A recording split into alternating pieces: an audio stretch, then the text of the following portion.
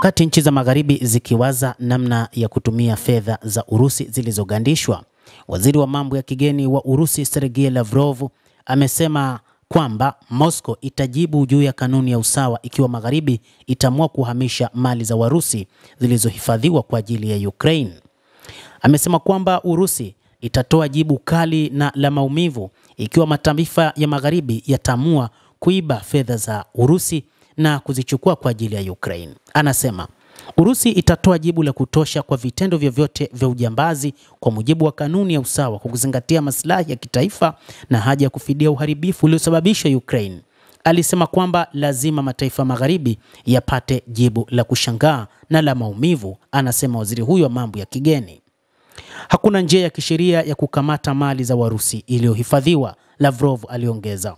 Ubishi wa tafsiri ya tume ya Umoja wa Ulaya ya mkataba wa Umoja wa Mataifa na kanuni nyingine za kisheria za kimataifa ikiwa ni pamoja na vifungu kuhusu ulinzi wa uhuru na kutokiuka kwa mali ya benki kuu umekoma kwa muda mrefu, na kwamba unashangaza mtu yeyote anayetaka kuiba mali za taifa lingine, anasema waziri huyo wa mambo ya kigeni, akiongeza haijalishi jinsi mpango wa kukamata fedha za Urusi ulivyoandaliwa, hakuna njia ya kisheria ya kufanya hivyo. Kuchukua kwa mali ya Urusi iliyogandishwa hakutoiokoa Kiev, kwani haitoweza kulipa deni lolote, Lavrov aliongeza. Kunyang'anya akiba yetu ya dhahabu na fedha za kigeni hakutaokoa hifadhi ya Kiev kutoka Ulaya iliyoungana. Ni wazi kwamba utawala wa Kiev hautoweza kulipa deni lolote na kamwe hautalipa mikopo yake, waziri huyo alisema.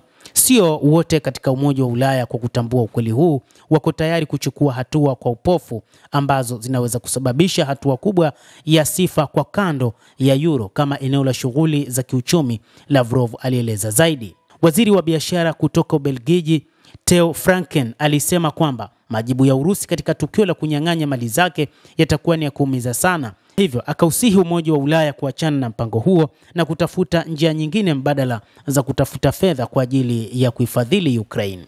Anasema Rais wa Urusi Vladimir Putin hatatoa mabilioni hayo kamwe.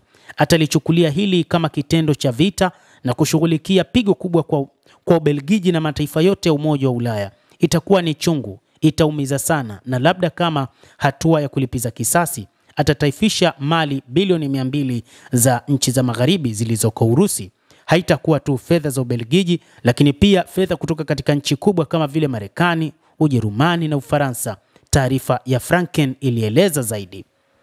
Marekani kupitia Rais Donald Trump ilifikia hatua kusema kwamba mpango huo ni mpango ambao utaleta hali kuwa mbaya katika nchi za magharibi na kwamba haipaswi kuchukua fedha za Urusi kwa ajili ya matumizi nchini Ukraine. Mtazamaji, endelea kutufuatilia, lakini usisahau kulike, usisahau kucomment, kadhalika na kusubscribe channel yetu hii ili upate habari hizi kwa mapana kupitia hapa The World News. Mimi ni Adam Hussein. Endelea kuwa nasi wakati wote, endelea kutufuatilia ili uweze kuyajua mengi yanayojiri katika ulimwengu hapa The World News.